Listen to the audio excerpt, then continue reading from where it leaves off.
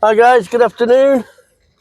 For those of you who've been here before, welcome back to the channel.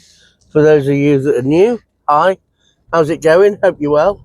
It is a beautiful spring day here in Lincolnshire, and we're going from a drive. We're setting off from a location that I've actually set off from before, but we're going left instead of going right. So this is one of my favourite drives in Lincolnshire because it's a bit uphill and it's a bit downhill, so it's uppy downy. It's very lefty, very righty. There's some really good twisty bits. There's some nice long straights where you can proper give it the beans. And also, it's got some beautiful scenery as well. So I hope you enjoy it. And we are just outside the village of Caister, and we're about to drop onto the A46. Now, the A46 is classed as the most dangerous road in the UK. And tragically, more people, especially motorcyclists, are killed on this road each year than any other road in the UK. So you might get an idea and a bit of a flavour why as we get going. But anyway, let's give it some and see how we go. The car is actually working properly now. For those of you that have watched me before, I did have a problem with the car. It kept going into limp mode because I had a bad sensor on my diesel particulate filter. Now I took it to a local garage and they said, oh, that's going to be expensive. Well, garages do, don't they? Oh, that's going to be expensive. Oh, that's going to cost you. But I was sat at home one night and I thought, well, I'm going to order the sensor myself. I kind of had a feeling it was either the sensor or a cracked pipe. So I thought, well, I'll order the sensor. So I ordered the sensor and it was 20 quid. It's only a little thing. Little sensor, maybe about 1.5 inches by 1 inch. And it's got 2 pipes that come out of the bottom that attach to hoses in the engine. And I was sat at home and I was thinking, who do I know that knows their way around a diesel engine? And then I thought, my mate Mick Parker, who really knows his way around it. If you're watching, Mick, by the way, hi, thanks very much for helping me fix the car. So I got in touch with him, explained what was going on with the car, and he said, I'll pop round Saturday, guys, if you want, I'll help you do it. So he come round on Saturday morning, it's about 11:30, I think he popped in, and it took us about an hour and a half. He obviously did the bulk of the work because he had the right kit to do it. But it took us about an hour and a half, and I learned a lot doing it because you had to take the engine cover off, then the ECU had to come off and be put to one side, then the box that houses the air filter had to come off and all the pipes for that had to come off, then an L plate that the engine cover snaps onto, that had to come off, and then we could access the sensor. We both cut ourselves, so there was quite a bit of blood on the engine by the time we finished. But it got done, and now the car works fine. I can give it some oomph. It doesn't keep going into limp mode, and I'm not getting a warning light anymore, so it's all good. Everything is absolutely fantastic, and I've got zero complaints whatsoever, really.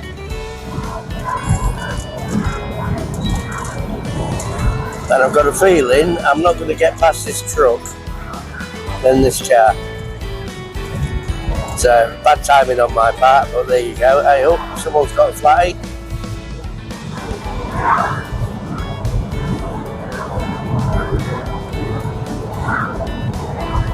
But it is a nice drive, this. Regardless if we get the road to ourselves or not, it is quite a nice drive. One of Lincolnshire's nicest roads. Here we go. There you go. No messing. And we can do that now the car's fixed, which is great.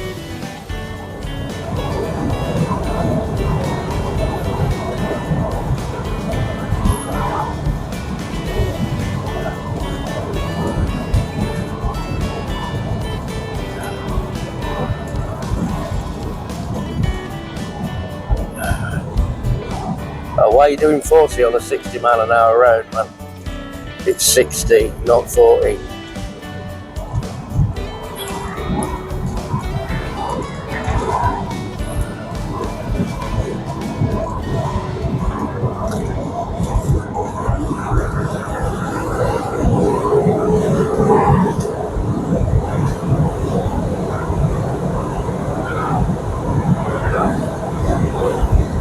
No need for it.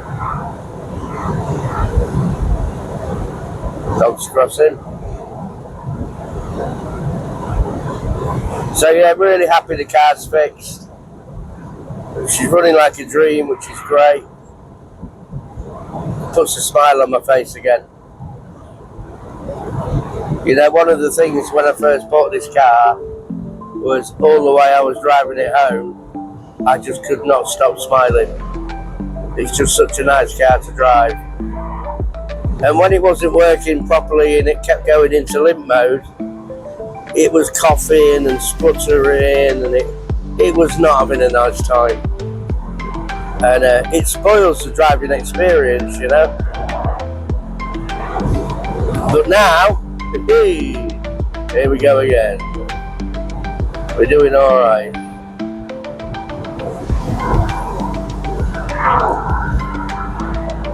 Got the roof down, the sun's out, beautiful day, beautiful scenery, happy days. Happy days indeed.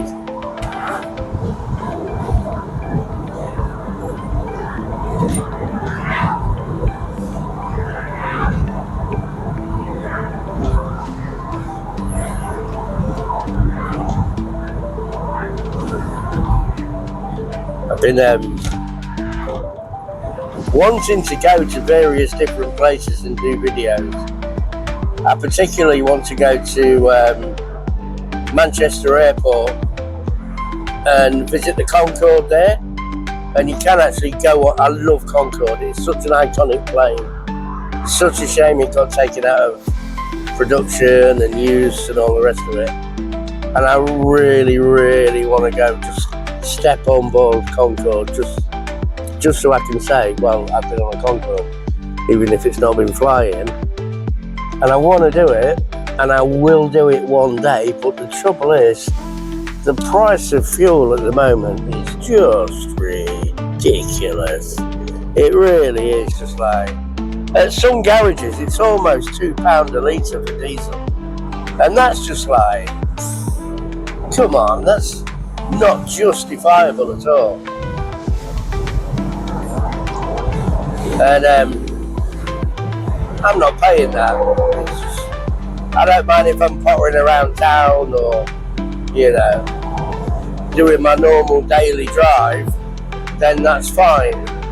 But if I'm going to be doing a long distance, you know, putting 40 quid in your car and getting 20 litres is quite frankly ridiculous and just not good enough really. And I don't want to be doing that. So I'm going to do the Concorde thing, but I'm going to wait until the fuel prices have normalised and, you know, gone back to the levels that they should be really. Because at the moment it's just stupid, the price of fuel. It really is just like ridiculous. And I think we're all feeling the pinch at the moment. I know I am. So like, you know, local 20-minute or so drives, soaking up the local countryside is fantastic. But anything long distance, I want to do when the fuel prices are more reasonable really. It's like my granddaughter, I want to take her to Bournemouth in the summer. I've got loads of friends in Bournemouth, some I've not seen for a great many years, and I really want to go visit them. And great, absolutely fabulous. What we do with this? I really want to go visit them, but going there and back, the price fuel is at the moment, that's going to cost me an arm and a leg really, which if you're watching from the outside of the UK means a hell of a lot of money. So I want to take you around about July time when the weather's nice and we can hit Bournemouth Beach and, you know, enjoy the sunshine and the nice British weather. And Bournemouth in the summer is beautiful. It's bleak in the winter, mind, proper, but in the summer it really is something else.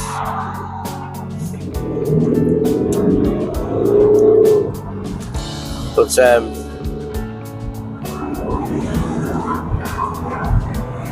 I just hope that the crisis in Iran gets resolved and we can go back to like our normal daily lives where we're not paying a fortune for things or worrying about what presidents are going to do. And, you know, they don't seem to have any regard whatsoever for just normal people who are trying to just, you know, get by and bring up the families and bring up the kids, do right by each other.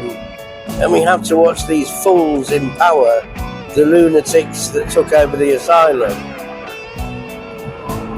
making decisions that will never affect them the way it affects us. You know, Donald Trump don't care about the price of oil in his private jet, or his President One aircraft, or his whatever car is in, or his bodyguard's motorcade, or he don't care about that. He don't give a monkeys. You know, no, we're America, we drill our own oil, we're okay. Well, we're not, pal. You know? We've got bloody net zero. We've got a government that refuses to actually drill for oil. When we've got North Sea oil fields, we've got plenty oil. And we can produce our own. But no, we import it in from Norway and pay through the nose for the privilege to do it as well, which is bonkers. So, you know,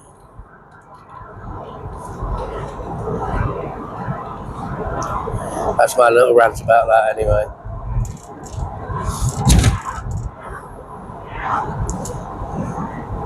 There's always a lorry, isn't there?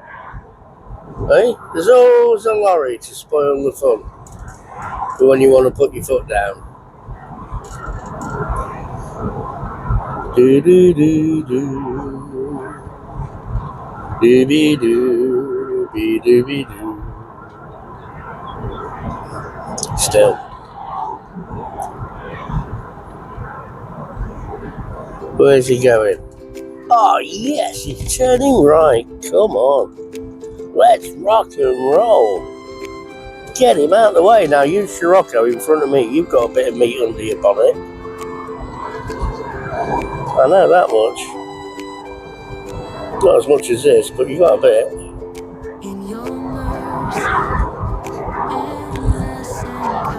He's not doing it though, is he?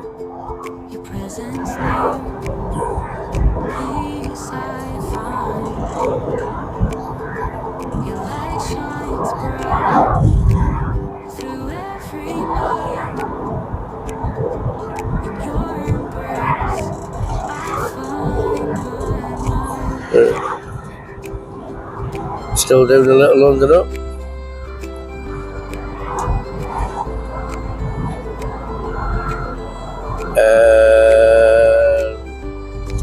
That truck is pulling in.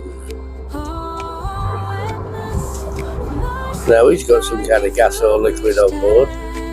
Hey, maybe if he's carrying a tank of diesel, we could siphon some off. Get it on the cheap. If only. And here we are at the roundabout of Matthew Ford Way, named after Matthew Ford, who was a local lad who was in the army, who tragically lost his life serving his country in Afghanistan. And that road's named after him. And every year he is remembered, and forever will be, when we do the cenotaph on Remembrance Sunday to remember the fallen. His family always put a wreath down for him, and his name is always read out, which I think is it's nice, it's moving, and it's also appropriate as well.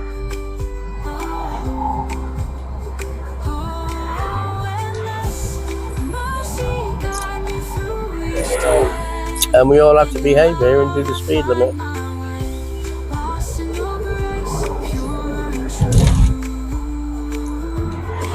Obviously, we always do the speed limit. If any Babylon are watching,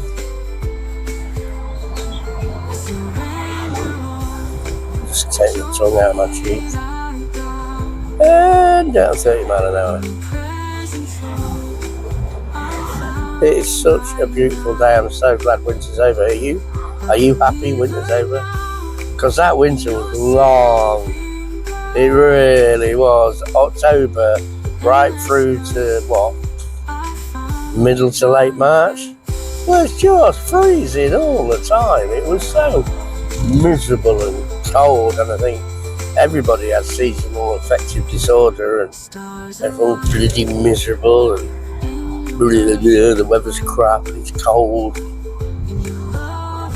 It was pretty grim. But the sun's out now. It's not bakingly hot, it's only 13 degrees, but the sun's out. There ain't a cloud in the sky. I've got my woolly hat on, so my head's warm. Can't argue. You just can't argue. And there's the Bluestone pub, named because it's got a big blue stone on a plinth outside of it, which come all the way from Wales. Why it came to Immingham, I have no idea. Oh no, do you know what, have you ever been driving and got like a manic itch on your foot and you just cannot wait to stop, or you want to kick your shoe off or rub it on the brake pedal but you don't want to brake accident? I have got a manic itch on my left ankle which is, oh dear, this, I can't reach it. I'm going to have to pull up in a minute, take my sock and shoe off, hang my foot out of the car, and I don't care what people passing by or people in the car park watching things, and I'm going to give it the scratch of its life. I really am. Oh, no. I'm just glad I'm not on a long drive on a motorway or something like that, because, yeah, typical my luck, the lights go red. I would be like bobbing to the next service station to get a good old fingernail on the appropriate area. Well, run, Forest, run. No.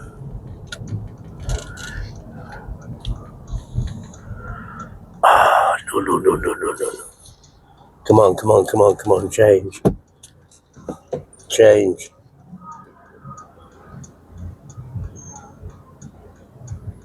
One thing I do like about this car is when you're at a standstill, if you just stamp on the brake, it puts the car on hold. It does it on hills as well. So you don't have to sit there with your foot on the brake. It's a really clever feature by Mercedes-Benz. Just a little stamp on the brake, puts the car on hold.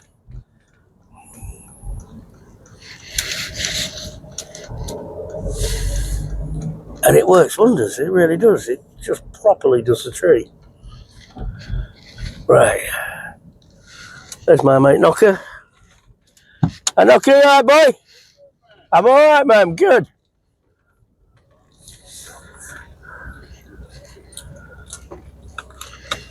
He's a unit, he is. One of the hardest blokes in this town. You wouldn't mess with Knocker. I'll tell you that for free. Right. We'll call it quits there. I need to whip my trainer off and give my ankle the scratch of its lifetime. Thanks for watching. As always, be good, be kind, be nice to each other, and ciao for now.